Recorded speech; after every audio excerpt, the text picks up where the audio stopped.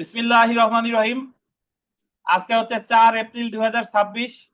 আমাদের Bangladesh bar council preliminary ব্যাচের দেওয়ানি কার্যবিধির ক্লাস শুরু করতে যাচ্ছি। দেখেন, আজকে আমরা আলোচনা করব ডিক্রি এবং আদেশ জারি, execution of decree and orders. একেবারে ডান পাশে দেখেন আদেশ ধারা, আগে দেখেন আদেশ কত 21, আর ধারা এখানে লেখা আছে জাস্ট 74, হবে 36 থেকে 74। একটু লিখে নেন, ধারা 36 থেকে 74। ডিক্রি জারির যে অধ্যায়টা, এটা আলোচনা করছে 36 ধারা থেকে 74 ধারা পর্যন্ত। আর এই 36 ধারা থেকে 74 ধারায় যে কথাগুলো আলোচনা করেছে, এগুলো বিস্তারিত ব্যাখ্যা করেছে কোথায়? আদেশ 21-এ। কারণ আমরা জানি ধারায় আছে সংক্ষিপ্ত রূপ, আর ধারার এই সংক্ষিপ্ত রূপকে বিস্তারিতভাবে জানাইছে কোথায়? আদেশে। এই 21 আদেশ এমন আদেশ যে এই 21 আদেশ আপনাদের বাংলাদেশ বার কাউন্সিলের যে 7টা সাবজেক্ট, এই 7টা সাবজেক্টের দুই একটার চেয়ে 21 আদেশ বড়। তামাদি আইনের 21 আদেশ বড়, এসআর অ্যাক্ট থেকে, স্পেসিফিক রিলিফ অ্যাক্ট থেকে 21 আদেশ বড়, সাক্ষ্য আইনের বলা যায় প্রায় সমান সমান। তার মানে দেওয়ানি কার্যবিধির 21 আদেশই এই অনেক আইন থেকে বড়। এবং এই আদেশে, এই যে একটু পরে জানবো, এই আদেশে মোট বিধি আছে 103টা। 21 আদেশে বিধি আছে 103টা। এখন ডিক্রি জারি আসলে কি শুনেন। ডিক্রি জারি হলো যে আমরা যখন ফৌজদারি মামলা দায়ের করা হয়, এফআইআর হোক বা সিআর মামলা হোক, যাই হোক না কেন, ফৌজদারি মামলা যখন রায় দেয়, কারো যদি কারাদণ্ড হয় বা অন্য কোনো আদেশ হয়, অর্থদণ্ড হয়, সেই ক্ষেত্রে যিনি নালিশকারী বা যিনি সংবাদদাতা বা রাষ্ট্রপক্ষ, তাকে ওই রায় পাওয়ার সাথে সাথে আসামির সাজা কার্যকর হয়। নালিশকারী বা সংবাদদাতার আলাদা কোনো মামলা টামলা করা লাগে না, এবং হওয়া উচিত তাই, যে আমি মামলা একবার করছি, আসামির সাজা হয়েছে, কারাগারে নিয়ে গেছে। কিন্তু দেওয়ানি মামলা হলো যে আপনি ধরেন একজনের বিরুদ্ধে 5 লক্ষ টাকা পান, একজনের কাছে 5 লক্ষ টাকা দায়ের মামলা করছেন, করার পরে আদালত দীর্ঘদিন মামলা চলার পরে আপনি ডিক্রিও পাইছেন, অর্থাৎ মামলায় আপনি জয়লাভ করছেন, মামলায় প্রমাণিত হয়েছে, আদালত সিদ্ধান্ত দিয়েছে না বাদী আসলে এই টাকা পায়। এখন ডিক্রি পাওয়ার পরেও আপনি টাকা পাবেন না, আপনাকে আরো একটা মামলা করতে হবে, এটা হলো জারি মামলা। মানে ওই ডিক্রির ফল ভোগ করার জন্য আপনাকে আরো একটা মামলা দায়ের করতে হবে, যেটাকে কি বলে? ডিক্রি জারি মামলা, বা সংক্ষেপে কি? জারি মামলা বা এক্সিকিউশন কেস, ইংরেজিতে বলে এক্সিকিউশন। অর্থাৎ আপনি দেওয়ানি মামলায়, অধিকাংশ মামলায় যদি আপনি দেওয়ানি মামলার ফল ভোগ করতে চান, তাহলে আপনার মূল মামলা একটা করা লাগে, আর ডিক্রি পাওয়ার পরে কি? জারি মামলা একটা করা লাগে। বুঝতে পারছেন? তাহলে এই জারি মামলা সম্পর্কে আলোচনা করেছে কোথায়? 21 আদেশে। শুধু এইভাবে প্রশ্ন আসতে পারে যে এক্সিকিউশন অফ ডিক্রি কত আদেশে আছে? 21 আদেশ। এবং একটা জিনিস শুনে রাখেন, আমরা তো যখন সংজ্ঞার ধারা পড়ছি তখন জানি যে যার পক্ষে ডিক্রি হয় তাকে বলে ডিক্রি হোল্ডার। কি বলেন? ডিক্রি হোল্ডার বা ডিক্রি দার। আর যে যার বিরুদ্ধে ডিক্রি হয় তাকে বলে জাজমেন্ট ডেটর।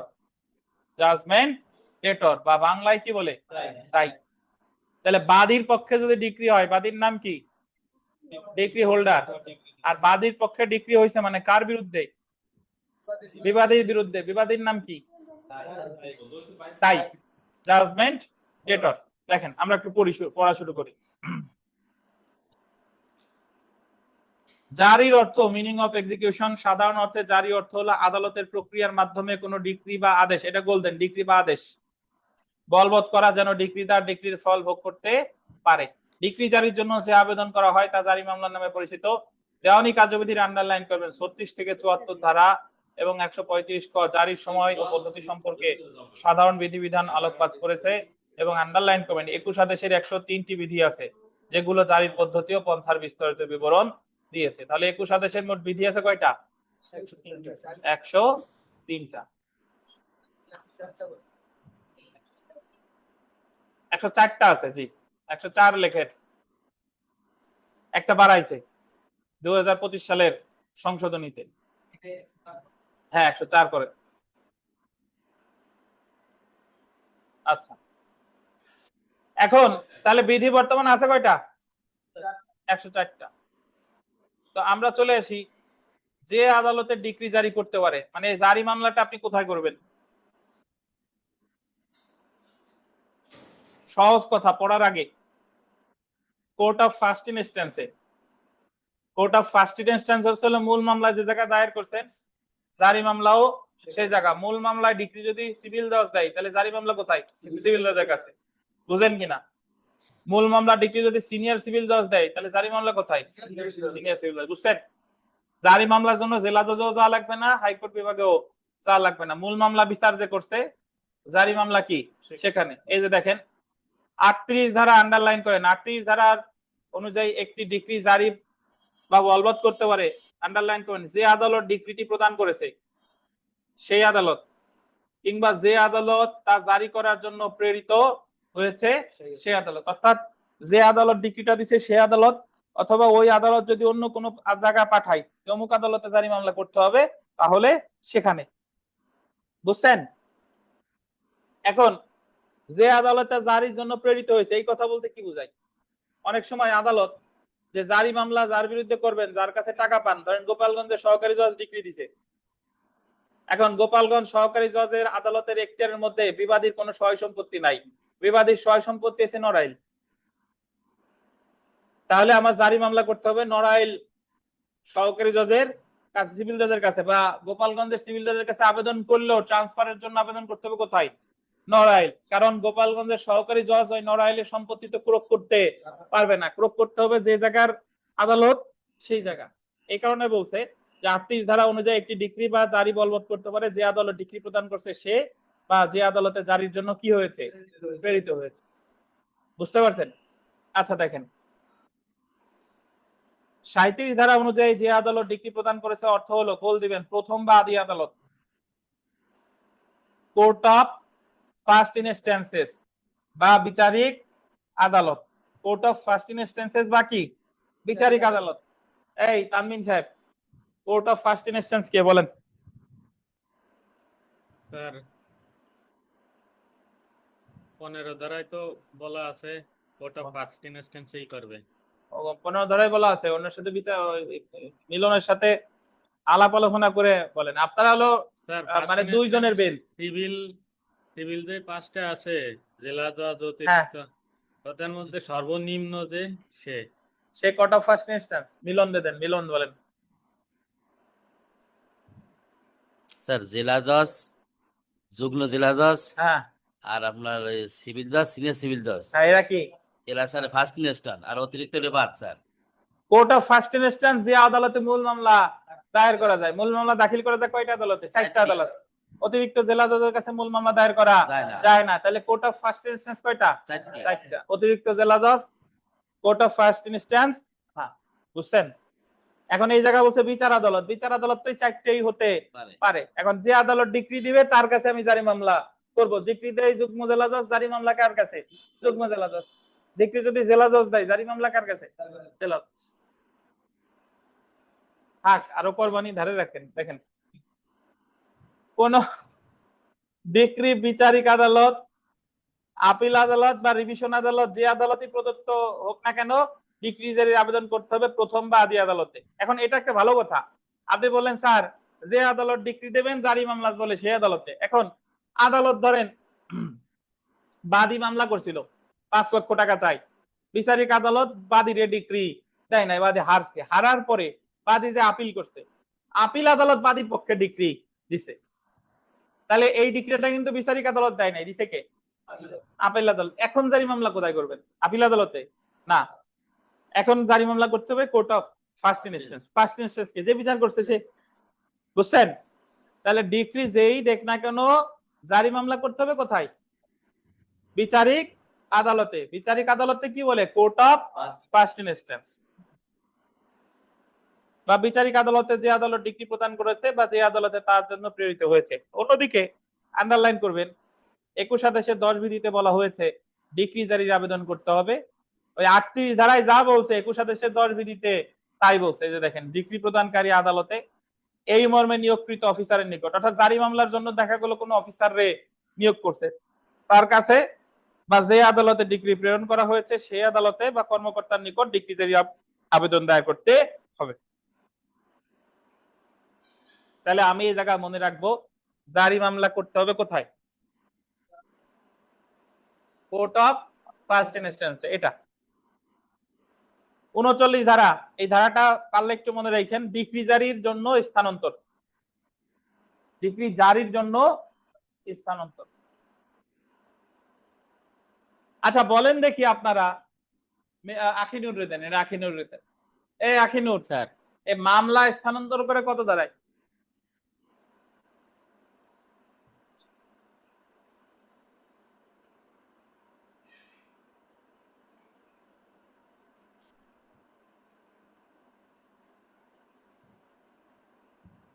এটা তো জারি মামলা স্থানান্তর, কিন্তু মামলা স্থানান্তর করে কত দাঁড়ায় আখিনুর? মিলন পারবেন? 191, প্রায় কাছাকাছি। বাট দেওয়ানি কার্যবিধিতে ধারা তো 158টা।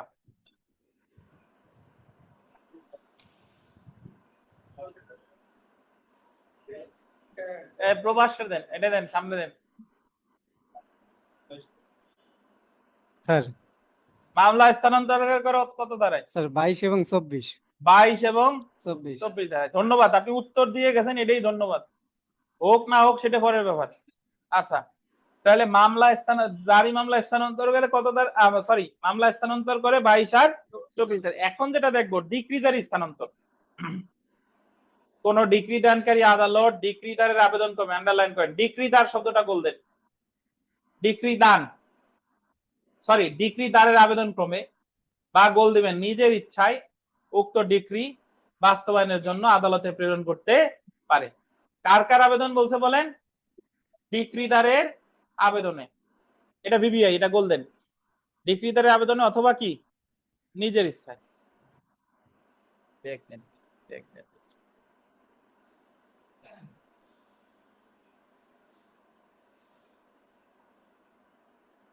পরে পরে। আচ্ছা তাহলে এখানে একটা বিষয় দেখেন যে জারি মামলা কি দায়িক আবেদন করতে পারে স্থানান্তরের? এই জায়গা কি দায়িকের কথা বলছে? এই জায়গায় বলছে কার কথা? ডিক্রিদার। তাহলে জারি মামলা স্থানান্তর আবেদন করবে কে? ডিক্রিদার অথবা আদালত কি নিজের ইচ্ছায়। তাহলে এখানে যে প্রশ্নটা হতে পারে প্রথমত, যে ডিক্রি জারি স্থানান্তর করে কত দাঁড়ায় আবেদন? 39 ধারায়। এই আবেদন কে করতে পারে না?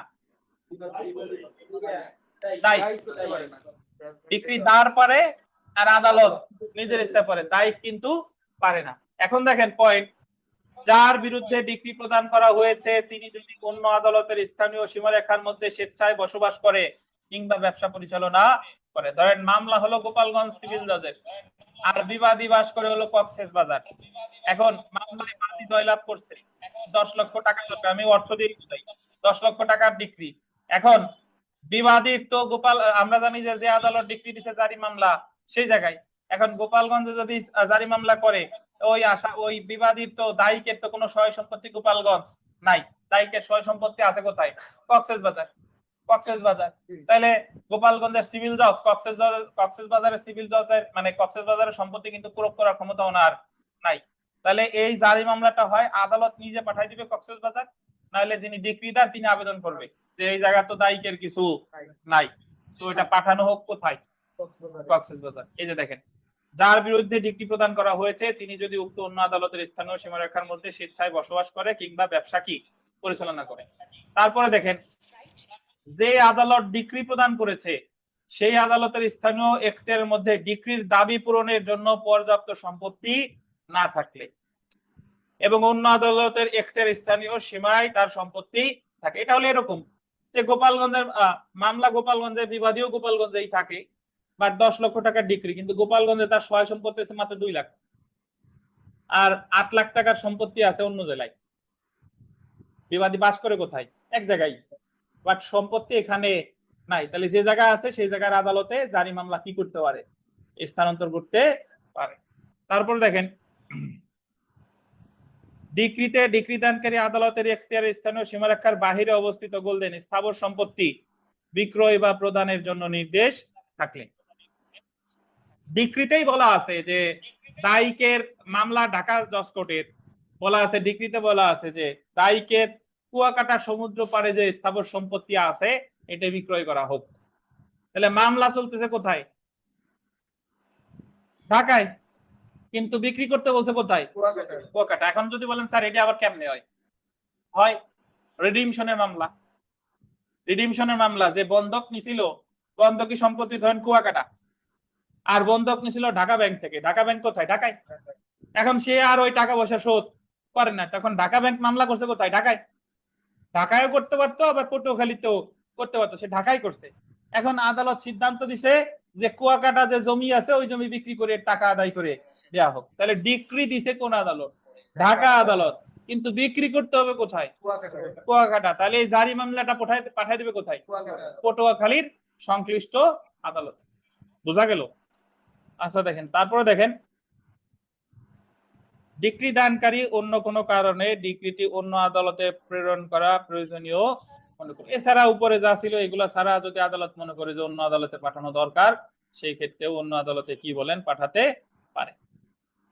তাহলে আমরা মনে রাখবো যে জারি মামলা স্থানান্তরের আবেদন কত ধারায়? 39 ধারায়। কে করে? ডিক্রিদার আর আদালত স্বেচ্ছায়। তাই করতে পারে? পারে না। কয়টা কারণ আছে? 4টা। মুখস্থ করার দরকার নাই, এমনি রিডিং করবেন। তারপরের পেজে চলে আসেন। ডিক্রি জারির গোল দিবেন মৌখিক বা লিখিত আবেদন। 21 আদেশের 11। মানে এই যে জারি মামলাটা, এটা মৌখিকও হতে পারে, এটা কি লিখিত হতে পারে। এটা ভিভিআই দেখেন, জেনে রাখা ভালো। অর্থ পরিষদের মকদ্দমায় ডিক্রি জারির আবেদন আন্ডারলাইন করেন, মৌখিক আবেদন করা যায়। কি মামলা? অর্থের মামলা। অর্থের মামলায় কি আবেদন করা যায়? মৌখিক আবেদন করা যায়। অন্যান্য ক্ষেত্রে ডিক্রি জারির প্রত্যেক আবেদন আন্ডারলাইন করেন, লিখিত হতে হবে। তাহলে এটা ভিভিআই। পরীক্ষায় প্রশ্ন আসবে যে কোন মামলায় জারির আবেদন মৌখিক আকারে করা যায়? অর্থের মামলা। আর অন্যান্য ক্ষেত্রে অবশ্যই কি হতে হবে? বলেন তো, অর্থের মামলার লিখিত আবেদন করা যায় না? অর্থের মামলার লিখিত তো করা যায়, মৌখিকও করা যায়। যেদিন ডিক্রি দিছে সেই দিনই বলতে পারেন যে আমার এই জারি মামলা এখানে কার্যক্রম শুরু করা হোক। দেখেন, আবেদনটি আবেদনকারী বা মকদ্দমার বিষয়বস্তুর সাথে গোল দিবেন পরিচিত ব্যক্তি কর্তৃক স্বাক্ষরিত বা সত্যতা প্রতিবেদন হবে। ওই হয় জারি আবেদনটিকে মানে জারি মামলা করবো হয় ডিক্রিদার বা মকদ্দমার বিষয়বস্তুর সাথে কি পরিচিত ব্যক্তি তারা কর্তৃক স্বাক্ষরিত এবং সত্যতা প্রতিবেদন হবে। কি হয়েছে ভাই? এই যে পাইছেন? পাইছেন? আচ্ছা, বিগত বছরের প্রশ্ন দেখেন। নিম্নের কোন আদালত একটা ডিক্রি জারি করতে পারে? কে? ডিক্রি প্রদানকারী আদালত। 2 নম্বর দেখেন, রিভিশন মামলায় একটি ডিক্রি হাইকোর্ট বিভাগে বহাল হলে তা জারির জন্য কোন আদালতে দরখাস্ত করতে হবে? দিছে হাইকোর্ট বিভাগ। রিভিশন মামলায় বহাল কোন আদালতে? ডিক্রি প্রদানকারী আদালত বলতে জায়গা বোঝাচ্ছে বিচারিক আদালত, court of first instance. 3 number, ডিক্রিদারের মৌখিক আবেদনের প্রেক্ষিতে জারি কার্যক্রম শুরু হতে পারে যদি ডিক্রিটি হয় কি মামলা? অর্থের। সেলফ প্র্যাকটিসের 3, 4, 5 বিবিআই, 6, 7, 8 আমরা ভেতরে পড়ি নাই, বাট এখন পড়বো। দেখেন, এটা বিবিআই 6, 7, 8 বিবিআই। আসার মতো প্রশ্ন। বিদেশি রাষ্ট্রের কোন ডিক্রি বাংলাদেশের কোন আদালতে জারি করা যাবে না পারস্পরিক সহযোগিতা চুক্তি ছাড়া, যদি না দেশটি পারস্পরিক সহযোগী দেশ হয়। ক এবং কি? মানে ডিক্রি দিতে ভারতের আদালত, ভারতের ডিক্রি বাংলাদেশে জারি করা যাবে যদি কি দেশ হয়? পারস্পরিক সহযোগী দেশ হয়। আর দেশটি পারস্পরিক সহযোগিতা না হলে করা যাবে না, অবশ্যই পারস্পরিক সহযোগিতা চুক্তি থাকতে হবে।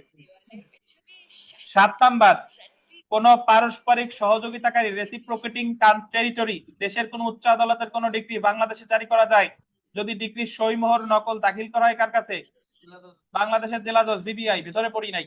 তাহলে আমার মনে রাখতে হবে যে বিদেশি আদালতের ডিক্রি বাংলাদেশে আগে সবার আগে দাখিল করতে হবে কোথায়?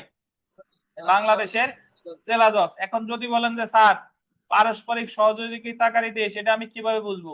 ব্যাখ্যা দেখেন। পারস্পরিক সহযোগিতাকারী দেশ বলতে সরকারি গেজেট বিজ্ঞপ্তির মাধ্যমে পারস্পরিক সহযোগিতাকারী বলে সরকার কর্তৃক ঘোষিত দেশ বা রাজ্যকে বোঝায়। 8 নাম্বার, বিবিআই, বিদেশি কোন উচ্চ আদালতের রায় বাংলাদেশে জারি করা যাবে যদি ডিক্রির কপিতে বিদেশি আদালতের সিল এবং কি থাকে? স্বাক্ষর থাকে। আর বাংলাদেশ হাই কমিশন কর্তৃক নোটারি প্রত্যায়িত হয়ে থাকে। এই যে যে তিনটা প্রশ্ন করলাম, এই তিনটা প্রশ্ন এই জায়গাতে আছে হুবহু তাই, এটা মনে রাখতে হবে আসার মতো, বুঝছেন? তো তাহলে জারি মামলা সম্পর্কে আলোচনা করছে কত আদেশে? 21 আদেশে। জারি মামলা কোথায় করতে হবে? যে আদালত সিদ্ধান্ত দিয়েছে সে আদালতে। কোন মামলার ক্ষেত্রে মৌখিক আবেদন করা যায়? অর্থের ডিক্রি। অর্থের ডিক্রি। দেখেন আপনাদের শিপন সাহেব আসছে, উনি কিছু কথা বললে শুনেন কি বলে, এরপরে আবার আমরা শুরু করতেছি। একটু বিরতি। ধারা 46, আমরা পরীক্ষায় চলে যাবো, আর একটু পরে পরীক্ষায় চলে যাবো। আজকে পরীক্ষা আছে। বিচারকের আদেশপত্র বা অনুরোধ লিপি, এটারে ইংরেজিতে বলে প্রিসিপ্ট। আন্ডারলাইন করেন। এই আহসান হাবিব সাহেব, বইটই কি দেখাইতে পারতেছেন? দেখেন, বিচারকের আদেশপত্র বা অনুরোধ লিপি, প্রিসিপ্ট আসলে কাকে বলে শুনেন। এই জারি মামলা কোথায় করি আমরা? যে আদালত ডিক্রি দিছে সেই আদালতে। এখন যে আদালত ডিক্রি দিছে তার কাছে আমি জারি মামলা করলাম, কিন্তু অ্যাকচুয়ালি বিবাদী বাস করে অন্য আদালতে, বা বিবাদীর সহায় সম্পত্তি আছে অন্য আদালতে, তাহলে জারি মামলাটা কি করে? স্থানান্তর করে না ভাই? স্থানান্তর যেখানে করে, এই প্রথম আদালত দ্বিতীয় আদালতে রিকোয়েস্ট করে যে তোমার কাছে মামলা পাঠাইলাম আর তুমি দায়ীকের ওই সহায় সম্পত্তি ক্রোধ করো। এই যে যে অনুরোধ লিপি, এক আদালত আর এক আদালতে কি করতেছে? অনুরোধ করতেছে, এটাকে বলে প্রিসিপ্ট। বুঝেন কিনা? মানে এক জারিকারক আদালত আর এক জারিকারক আদালতে কি করতেছে? অনুরোধ করতেছে। এই অনুরোধকে কি বলে? প্রিসিপ্ট। এই যে দেখেন, এই যে প্রিসিপ্ট অর্থ হলো বিচারকের আদেশপত্র বা নির্দেশাজ্ঞা বা গোল দিবেন অনুরোধ লিপি। দেওয়ানি কার্যবিধির 46 ধারায়, গোল দেন। কত ধারায়? 46 ধারায় প্রিসিপ্ট সম্পর্কিত বিধান করা হয়েছে। গোল দিবেন ডিক্রিদারের আবেদন ক্রমে। কার আবেদন ক্রমে? ডিক্রিদারের আবেদন ক্রমে ডিক্রি প্রদানকারী আদালত উপযুক্ত মনে করলে অন্য কোনো এখতিয়ার সম্পন্ন আদালতকে ডিক্রিটি জারি করার অনুরোধ করতে পারে। দেখছেন, অন্য কোনো আদালতে কি করতেছে? অনুরোধ করতেছে। এবং এইরূপ আদালত ডিক্রি জারি করতে এবং অনুরোধ করতে নির্ধারিত দেনাদারের সম্পত্তি ক্রয় করতে পারে। মানে গোপালগঞ্জের সহকারী জজ, সিভিল জজ অনুরোধ করতেছে চট্টগ্রামের সিভিল জজ রে, এই যে অনুরোধ করতেছে এটাই কি বলে? প্রিসিপ্ট। যে আদালতকে অনুরোধ জানানো হয়েছে সেই আদালত ডিক্রি জারির ব্যাপারে সম্পত্তি ক্রয়ের নির্ধারিত পদ্ধতি অনুসারে সম্পত্তি কি করবে? ক্রয় করবে। ডিক্রি দানকারী আদালত সময় বাড়িয়ে না দিলে অথবা যে আদালতকে অনুরোধ জানানো হয়েছে সেই আদালতের ডিক্রি হস্তান্তর না করা হলে বা ডিক্রিদার সম্পত্তি বিক্রয়ের আবেদন না করলে বিচারকের আদেশপত্র বা অনুরোধ লিপি, যেটা ইম্পর্টেন্ট, অনুসারে গোল দিবেন কোন ক্রোক 2 মাসের অধিক কাল বলবৎ থাকবে না। এটা বিবিআই গোল দেন 2 মাস। পরীক্ষায় প্রশ্ন আসবে যে প্রিসিপ্টের ফলে যদি কোনো ক্রোক করে সর্বোচ্চ বলবৎ থাকবে কতদিন? 2 মাস। সর্বোচ্চ কত? 2 মাস। আমরা বিগত বছরের প্রশ্ন পড়ি, দেখেন প্রিসিপ্ট কোন আদালত ইস্যু করে? সহকারী জজ আদালত, যুগ্ম জেলা জজ আদালত, ডিক্রি প্রদানকারী আদালত, জেলা জজ আদালত। কে? ডিক্রি প্রদানকারী আদালত। প্রিসিপ্ট বুঝছেন? লালন সাহেব, প্রিসিপ্ট কাকে বলে ভাই? প্রিসিপ্ট কাকে বলে?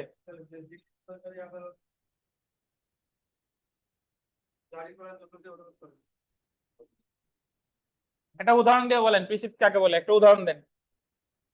স্যার, যেমন ধরেন আমি একটা মামলায় ডিগ্রি পেলাম। এখন ডিগ্রি জারি করার জন্য আমি ডিগ্রি প্রদানকারী আদালতে মানে আবেদন করলাম। তো তো ডিগ্রি জারি করার জন্য মানে ডিগ্রি স্থানান্তরের জন্য মানে আমার সম্পত্তি আছে অন্য অন্য অন্য জেলায় বা তো আমার ডিগ্রি জারি করার জন্য আমার করতে হবে সেখান থেকে। তো সে কারণে মানে ডিগ্রি প্রদানকারী যে আদালত স্যার, উনি যে ওই যে এলাকায় আমার সম্পত্তিটা আছে সম্পত্তি, ওইখান থেকে সম্পত্তি প্রয়োগ করার জন্য আমার ডিগ্রি জারি করার জন্য যে অনুরোধটা পাঠাবে সেটাকে মানে আমি এই যে জারিকারক আদালত আর এক আদালতে অনুরোধ করতেছে যে আপনি দায়ীকে সম্পত্তি ক্রয় করেন, এটারই বলে কি? প্রিসিপ্ট। এবং প্রিসিপ্টের ফলে যদি কোনো সম্পত্তি ক্রয় করে সর্বোচ্চ বলবৎ থাকবে কতদিন? 2 মাস। ধন্যবাদ। আমরা আজকের সর্বশেষ টপিক এটা পড়েই পরীক্ষায় চলে যাব, গার্নিশি অর্ডার।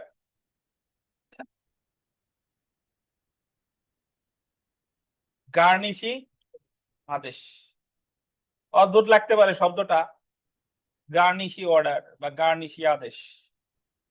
দেখেন, গার্নিশি অর্থ হলো, আমার কথা শুনেন আগে, পড়বো পরে। গার্নিশি অর্থ হলো দায়িকের দায়িক। একটু শুনেন এইভাবে, ধরেন আমি 5 লক্ষ টাকা পাবো মনিরুজ্জামান সাহেবের কাছে, এবং আমি এই মামলা দীর্ঘদিন চলার পরে আমি এই মামলায় ডিক্রি পাইছি, মানে আদালত বলছে যে আমি আসলেই মনিরুজ্জামান সাহেবের কাছে টাকা পাবো। তাহলে এখানে ডিক্রিদার কে? আমি, নাকি সনি খান ডিক্রিদার? আর দায়িক কে? মনিরুজ্জামান। এইটুক তো আমরা জানি নাকি? এখন আমি গিয়ে এই টাকা পাওয়ার জন্য আমাকে আর একটা কি মামলা করা লাগবে? জারি মামলা। কার বিরুদ্ধে? দায়িকের বিরুদ্ধে।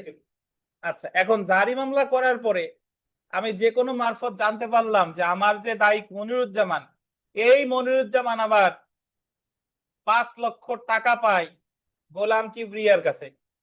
কার কাছে? গোলাম কিবরিয়া। মানে আমি টাকা পাই মনিরুজ্জামানের কাছে, আর মনিরুজ্জামান টাকা পাই কার কাছে? গোলাম কিবরিয়ার কাছে।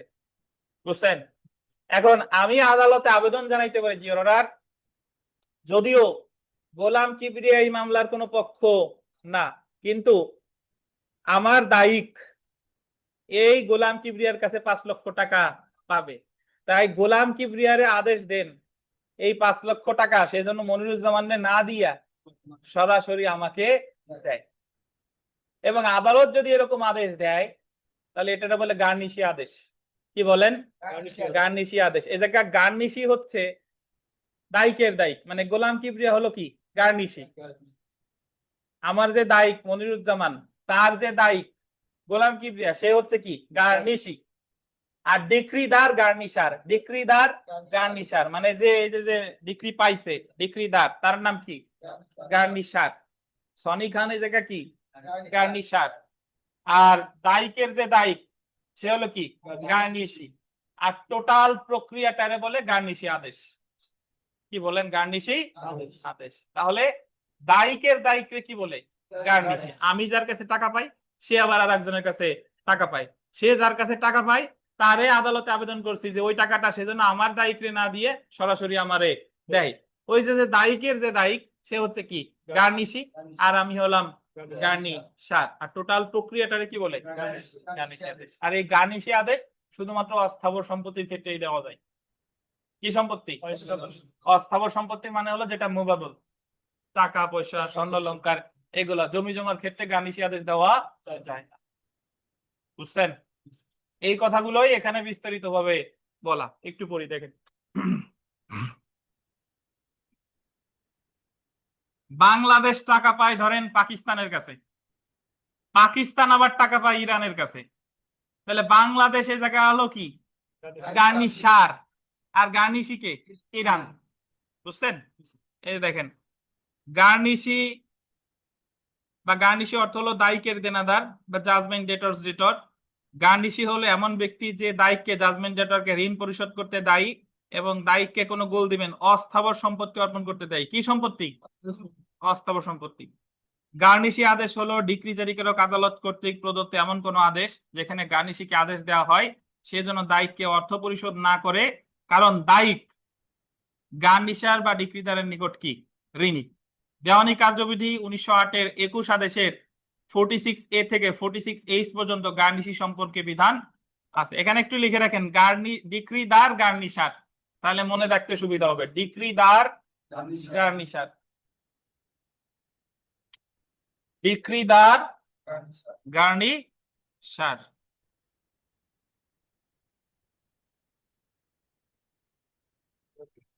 ডিক্রিদার সমান সমান গার্নিশার। আর দায়িকের যিনি দায়িক তারে কি বলে?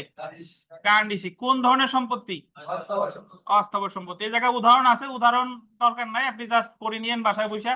যে উদাহরণ দিলাম যে অস্থাবর সম্পত্তির ক্ষেত্রে কি সম্পত্তি? অস্থাবর। সেলফ প্র্যাকটিসে দেখেন প্রিসিপ্ট অর্থ কি? বিচারকের কি? আদেশপত্র। 3 নাম্বার ইম্পর্টেন্ট। আদেশপত্রের অধীন কোন সম্পত্তি ক্রয়ের আদেশ কতদিনে বেশি থাকবে না? 2 মাস। গার্নিশি অর্থ হলো কি? দায়িকের জাজমেন্ট ডেটরস ডেটর। আর আছে 5 নাম্বার ইম্পর্টেন্ট, পড়ে নিয়েন, পারবেন ইনশাল্লাহ। তো আজকে আমরা কম পড়ি একটু, আজকে এ পর্যন্তই। আমরা সরাসরি আজকের ক্লাস টেস্ট আছে, এই ক্লাস টেস্টে চলে যাই। আজকের ক্লাস টেস্টে চলে যাচ্ছে, আজকে ক্লাস টেস্ট দিন। আর আগামীকাল রোববার তো আপনাদের পড়া নেই, আপনাদের পড়া সোমবার বিকাল 5টায়, সোমবার বিকাল 5টায়।